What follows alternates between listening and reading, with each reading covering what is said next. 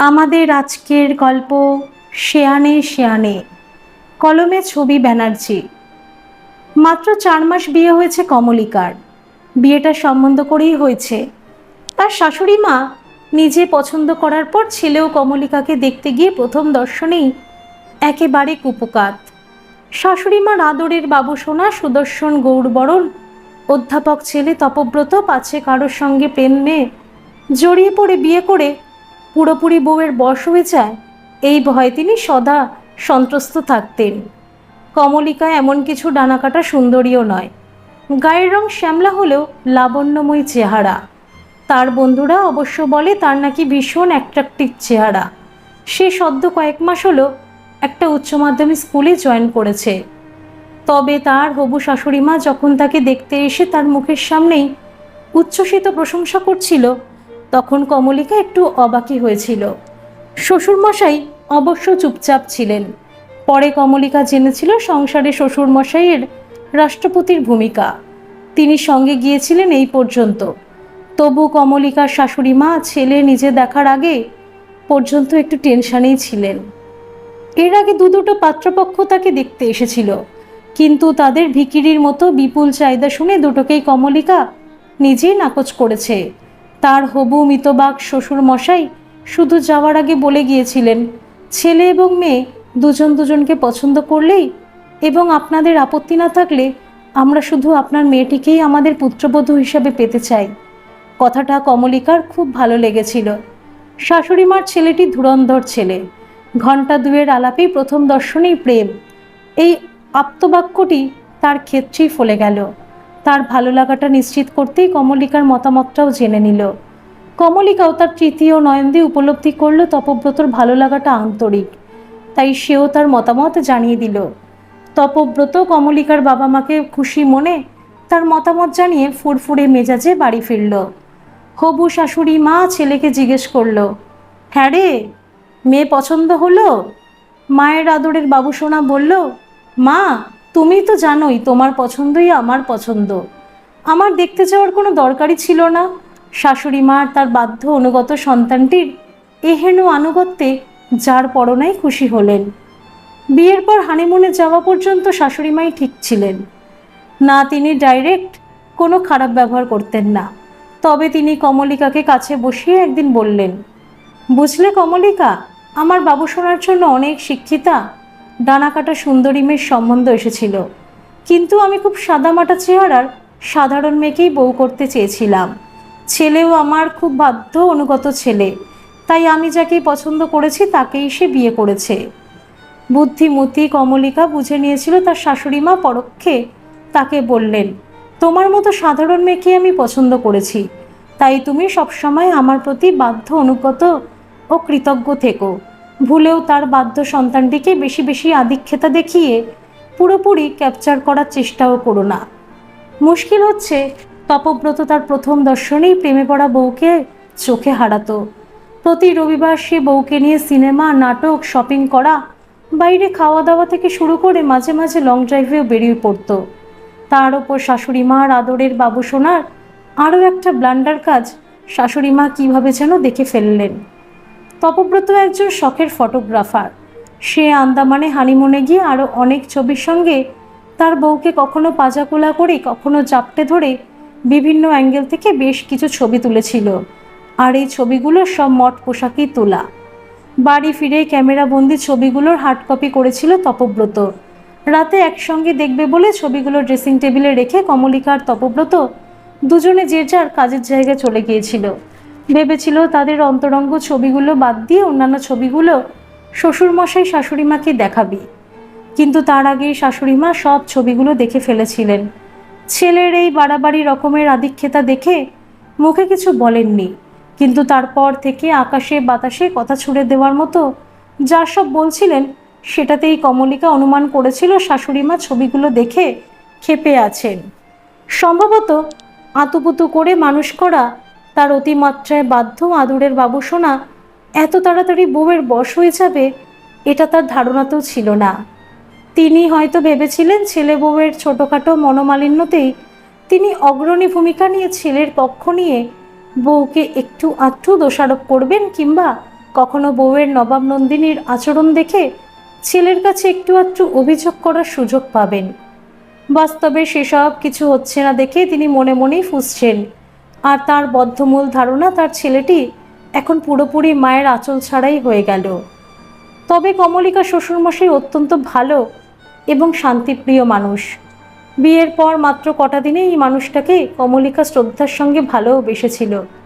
তিনিও কিছু একটা অনুমান করে কমলিকাকে বললেন, মা, তোমার শাশুড়ি মা এমনিতে মানুষ খারাপ নয়, কিন্তু ছেলের প্রতি খুব পজেসিভ, তুমি একটু মানিয়ে নিও মা। কমলিকা বলল, আপনি ভাববেন না বাবা, এটা আমাদের শাশুড়ি বৌমার ব্যাপার, আমি সব ম্যানেজ করে নেব। অবশ্য ঠিক এই কথাটা ফুলশয্যা রাতেই শাশুড়ি মার আদরের বাবুসোনাও তাকে মিনমিন করে বলেছিল।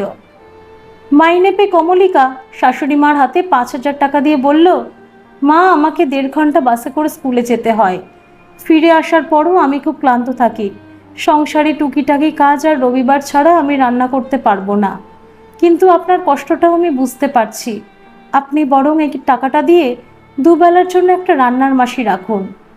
শাশুড়ি মা বললেন, তোমার টাকা রাখো বাচ্চা, তোমার শ্বশুরের পেনশন আছে, তাছাড়া বাবুসোনাও সংসার খরচের টাকা আমার হাতেই দেয়, ইচ্ছে করলে আমি রান্নার মাসি রাখতেই পারি, তার জন্য তোমার টাকার দরকার হবে না, কিন্তু আমার স্বামী আর ছেলে রান্নার মাসির রান্না মুখে তুলতে পারে না।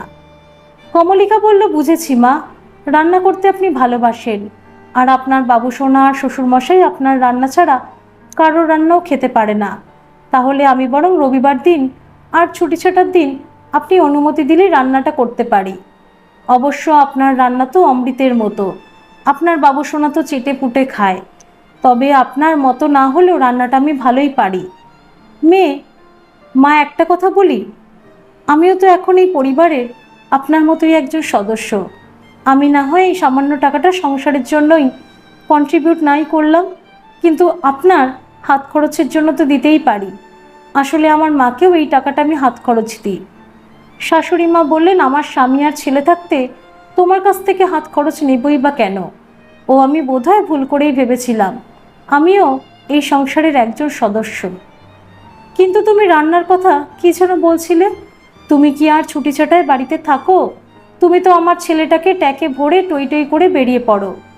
কমলিকা বলল, ভুল বললেন মা, আপনার বাবুসোনাই আমাকে জোর জবরদস্তি করে টেনে নিয়ে যায়, ওই তো বলে এখনই নাকি বেড়াতে বেরোনো আনন্দ করার উপযুক্ত সময়, এখন আবার ফটোগ্রাফির ট্যুরে আমাকে নিয়ে যাওয়ার জন্য জোর করছে। শাশুড়ি মা বিষ মুখ করে বললেন, কই, আমাকে তো বলেনি, আমিও সে কথাই বলেছিলাম, কিন্তু ও বলল সে যাওয়ার আগের দিন বললেই হবে। কে যে জোর করে সেটা আমি খুব বুঝি মা, বিয়ের পরে পরে ছেলের যে কী পরিমাণে পরিবর্তন ঘটেছে সেটা আমি হাড়ে হাড়ে টের পাচ্ছি। কমলিকা বলল, মা, আপনার কি মনে হয় না এটা খুব স্বাভাবিক ব্যাপার?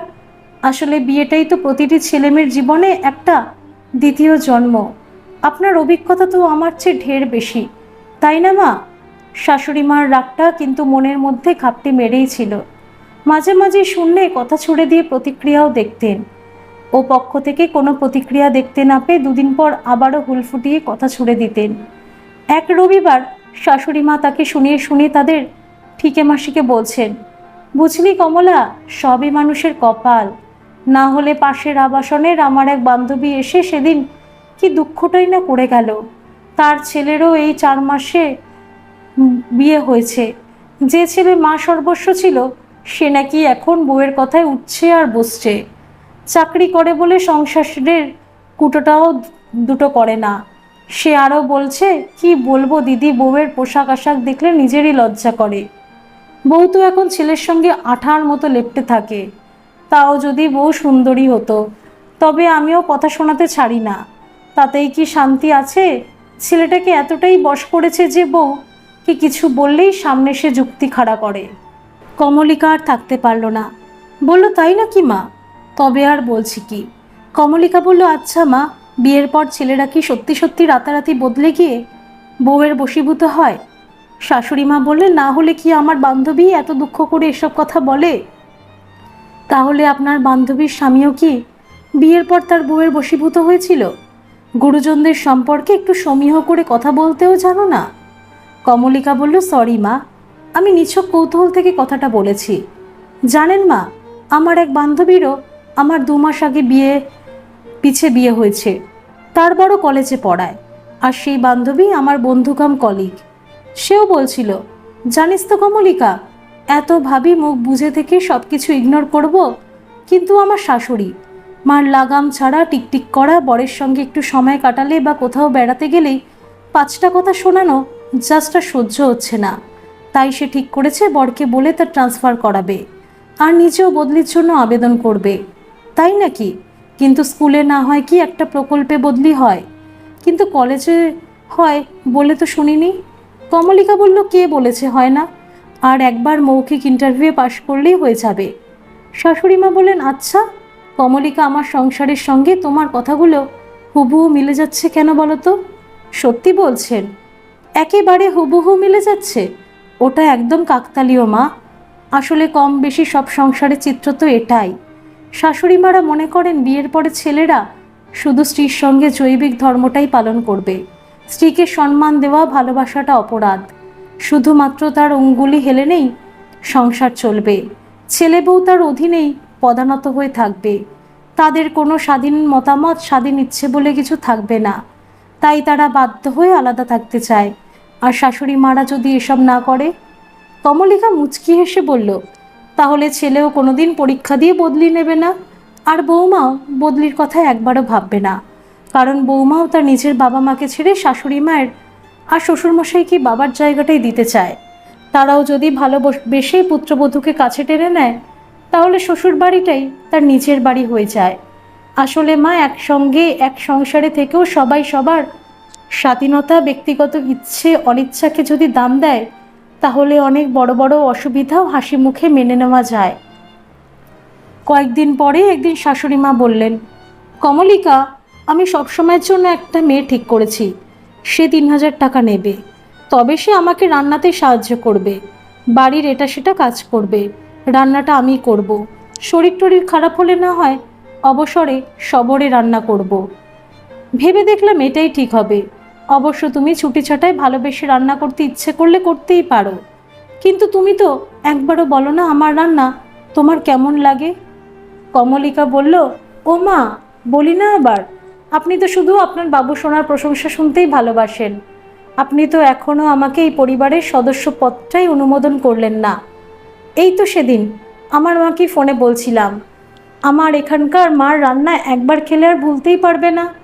এই মা যদি কোনো রান্নার কম্পিটিশানে নাম দিতেন তাহলে নির্ঘাত ফার্স্ট প্রাইজ পেতেন।